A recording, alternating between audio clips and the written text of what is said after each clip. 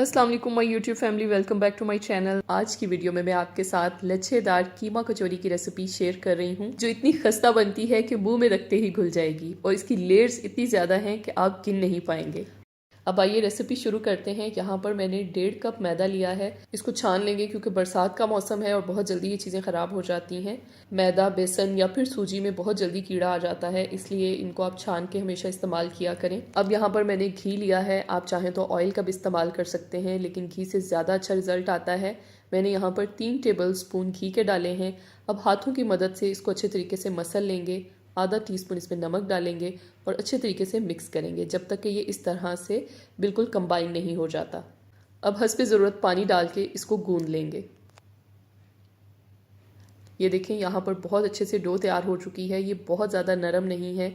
अगर ये नरम होगी तो ये हाथों के साथ चिपकना शुरू हो जाएगी और आपने इसको बहुत ज़्यादा सख्त भी नहीं कर लेना, वरना कचौरियाँ पत्थर के जैसी सख्त हो जाएंगी। इसके ऊपर थोड़ा सा घी लगा के 20 मिनट के लिए ढक के रख देंगे। उतनी देर में हम इसकी फिलिंग तैयार कर लेते हैं। यहाँ पर मैंने 2 टेबल स्पून ऑयल लिया है, इसे गर्म कर लेंगे और साथ ही इसमें डालेंगे कीमा। 250 ग्राम यानी 1 पाव मैंने चिकन का कीमा लिया है। आप चाहें तो बीफ का भी ले सकते हैं, लेकिन फिर उसकी कुकिंग टाइमिंग थोड़ी ज़्यादा होगी। अब यहाँ कीमे के साथ में 1 टीस्पून इसमें लहसुन और अदरक का पेस्ट डाल रही हूँ। अच्छे तरीके से इसको भून लेंगे। चिकन अपना पानी छोड़ेगा और इसी पानी को हमने खुश्क कर लेना है। उसके बाद हम इसमें मसाले डालेंगे। 1 टीस्पून नमक, 1 टीस्पून धनिया पाउडर, 1 टीस्पून ज़ीरा पाउडर और 1 टीस्पून ही हम इसमें पिसी हुई काली मिर्चें डालेंगे। आप चाहें तो इसमें कुटी हुई काली मिर्चें भी डाल सकते हैं, उसका टेस्ट ज़्यादा अच्छा आता है। जो भी आपके पास अवेलेबल हो आप डाल सकते हैं। साथ ही 2 टेबल स्पून सोया सॉस के डालेंगे। अब इसको अच्छे तरीके से मिक्स कर लेंगे। थोड़ी देर के लिए इसको पकाएंगे। इसके बाद इसमें कुछ मज़ीद अज्जा शामिल करेंगे। यहाँ पर मैंने प्याज ली है, इसको बिल्कुल बारीक चॉप कर लिया है। अगर आपके पास एक बड़े साइज़ की प्याज है तो एक ही काफ़ी है, अगर छोटे साइज़ की हैं तो आप 2 ले सकते हैं। साथ ही मैंने 1 कप चॉप की हुई बंद गोभी ली है, वो भी इसके अंदर डाल दी है। तेज़ आंच पे 1 से 2 मिनट इसको भून लेंगे ताकि सब्जियों का पानी खुश्क हो जाए। इसके बाद इसमें हरा धनिया और हरी मिर्चें काट के डाल देंगे। फ्लेम ऑफ कर देंगे और इसको ठंडा होने के लिए रख देंगे। इतनी देर में डो को देख लेते हैं। ये देखें, यहाँ पर तकरीबन 20 मिनट हो चुके हैं और डो अच्छे तरीके से सेट हो चुकी है। थोड़ा सा इसको इस तरह से गूंद लेंगे ताकि ये स्मूथ हो जाए। जितनी अच्छी डो तैयार होगी उतनी ही अच्छी कचौरियाँ बनेंगी। इसलिए डो बनाने के लिए जिन स्टेप्स का आपको बताया है आपने उनको बहुत अच्छे तरीके से फॉलो करना है। अब छुरी से इसे 4 हिस्सों में इस तरह से बराबर डिवाइड कर लेंगे और इसके पेड़े तैयार कर लेंगे। एक पेड़े से हम 2 कचौरियाँ तैयार करेंगे। इस तरह से 8 कचौरियाँ बन जाएंगी। यहाँ पर मैंने खुश्क मैदा लिया है और साथ ही मैंने 1 कटोरी में घी ले लिया है। घी आपका थोड़ा सा पिघला हुआ होना चाहिए। आप चाहें तो ऑयल का भी इस्तेमाल कर सकते हैं। रोटी की तरह इसे बेल लेंगे और ब्रश की मदद से इसके ऊपर घी लगा लेंगे। इसके बाद इसके ऊपर मैदा डस्ट करेंगे। मैदे को मैंने एक छन्नी में डाल लिया था, जिसकी वजह से मैदे की लेयर बहुत अच्छे से बराबर लग जाएगी। इसके बाद दोनों साइडों से पकड़ के इसको इस तरह से फोल्ड कर देंगे। बेलन की मदद से इसको दोबारा से फैला लेंगे और इसके ऊपर फिर से एक घी की लेयर लगाएंगे ब्रश की मदद से और दोबारा से मैदा डस्ट करेंगे। इस तरह से एक बार और फोल्ड कर लेंगे, घी लगाएंगे, मैदा डस्ट करेंगे और एक तरफ से पकड़ के इस तरह से टाइट से इसकी फोल्डिंग कर लेंगे। इसी तरह जो हमने सारे पेड़े बना के रखे हैं उनको इसी तरह से रोल बना के साइड पे रख देंगे। जितनी पतली आप रोटी बेलेंगे, जितना इसका रोल पतला बेलेंगे आप, उतनी ही इसकी ज़्यादा लेयर्स बनेगी। ये वाला मैंने थोड़ा सा ज़्यादा बेला है, आप देख सकते हैं, और इसकी इतनी ही अच्छी लेयर्स बनती हैं। अगर आप इसको कम बेलेंगे तो कम लेयर्स बनेगी, ज़्यादा बेलेंगे तो ज़्यादा लेयर्स बनेगी। ये देखें, आप देख सकते हैं इसकी कितनी ज़बरदस्त लेयर्स तैयार हुई हैं। अब एक तेज़ छुरी लेंगे और उसकी मदद से इसको दरमियान में से काट लेंगे।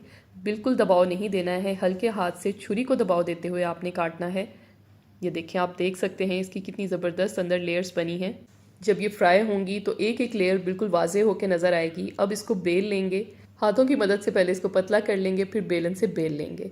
साइडों पे आपने दबाव देना है, दरमियान में आपने बेलन से बहुत ज़्यादा ज़ोर से दबाव दे के इसको नहीं बेलना, वरना इसकी लेयर्स ख़राब हो जाएंगी। जो साइड हमने कटिंग की है उसको आपने नीचे की तरफ रखना है और दूसरी साइड ऊपर रखनी है। अब यहाँ पर मैंने एक छोटा बाउल ले लिया है। जिस साइड पे हमारी लेयर्स हैं उसको नीचे की तरफ रखना है और इस तरह से इसको कटोरी में रख देंगे। 2 से 3 टेबल स्पून इसमें फिलिंग डालेंगे और इस तरह से इसको फोल्ड कर देंगे। एक हाथ की मदद से इस तरह से इसको फोल्ड करते जाएंगे और दूसरे हाथ की मदद से हल्का सा प्रेशर देके इसको दबाएंगे। पानी वगैरह लगाने की ज़रूरत नहीं है, ये बहुत अच्छे से चिपक जाएगी। इस तरह से इसकी नॉट लगा देनी है। ये देखें, आप फ्राई करते हुए ये कचौरियाँ बिल्कुल भी नहीं खुलेंगी, इसलिए पानी लगाने की ज़रूरत नहीं है। मैंने सारी कचौरियाँ तैयार कर ली हैं। अब इसको फ्राई करने का जो अमल है वो आपने गौर से देखना है। यहाँ पर मैंने फ्लेम बिल्कुल लो रखी हुई है। कचौरियों को डीप फ्राई करेंगे, ऑयल भी कम लेना है आपने और इन्हें बिल्कुल हल्की आंच पे आपने तकरीबन 4 मिनट के लिए पकने देना है और बिल्कुल भी नहीं छेड़ना। 4 मिनट के बाद आप देख सकते हैं कि थोड़ा सा ये ऊपर आनी शुरू हो गई हैं और इस तरह से ये पकने लग गई हैं। 4 मिनट बाद इन्हें पलटेंगे। ये देखें आप, अब इसके ऊपर बिल्कुल भी कलर नहीं आया है। 4 मिनट हो चुके हैं और 4 मिनट के बाद मैंने इनको पलट दिया है। अब दूसरी तरफ से भी इसे तकरीबन 4 से 5 मिनट बिल्कुल हल्की आंच पे पकने देंगे। आप देख सकते हैं कि इसके ऊपर लाइट सा गोल्डन कलर आ चुका है और इसकी लेयर्स भी नज़र आना शुरू हो गई हैं। इसी तरह से 4 से 5 मिनट दूसरी तरफ से भी पकने देंगे जब तक कि अच्छा सा लाइट गोल्डन सा कलर नहीं आ जाता। 12 से 15 मिनट में ये कचौरियाँ बहुत अच्छे से फ्राई हो जाएंगी। अगर आप फ्लेम को हाई रख के इसको फ्राई करेंगे तो ये बिल्कुल भी क्रिस्पी नहीं बनेंगी, इसलिए आपने फ्लेम का ख़ास ख्याल रखना है। ये देखें आप, इसकी लेयर्स कैसे नुमायाँ हो रही हैं, इसके लच्छे बिल्कुल वाजे नज़र आ रहे हैं। कुछ छोटी छोटी टिप्स हैं जो आपने फॉलो करनी है तो आप बहुत ज़बरदस्ती ये कचौरियाँ घर में बना सकते हैं। आप देख सकते हैं कि कैसे इनकी लेयर्स, इनके लच्छे बिल्कुल वाजे हो रहे हैं और ये बहुत क्रिस्पी और टेस्ट में भी बहुत मज़े की कचौरियाँ तैयार हुई थी। इन कचौरियों को आप हरी चटनी के रायते के साथ सर्व करें, बहुत ही परफेक्ट कम्बिनेशन है। टी टाइम के लिए बहुत ही परफेक्ट रेसिपी है और आजकल जो बच्चों के लंच बॉक्स का मसला बना हुआ है, आप बच्चों को लंच बॉक्स में भी डाल के दे सकते हैं। साथ में एक केचप का साशे रख दें तो आपका ये मसला भी हल हो जाएगा। उम्मीद है आज की ये रेसिपी आपको पसंद आई होगी। कमेंट बॉक्स में अपनी राय का इजहार करना मत भूलिएगा। वीडियो अच्छी लगी है तो इसे लाइक कर दें और मेरे यूट्यूब चैनल फूड हट को सब्सक्राइब कर दें और साथ लगे बेल आइकन को भी प्रेस किया करें ताकि जब भी मैं वीडियो अपलोड करूं तो आपको इसका नोटिफिकेशन मिल सके। इसके अलावा मुझे फेसबुक और इंस्टाग्राम पे फॉलो करना मत भूलिएगा। अगली वीडियो में मिलते हैं नई रेसिपी के साथ। अल्लाह हाफिज़।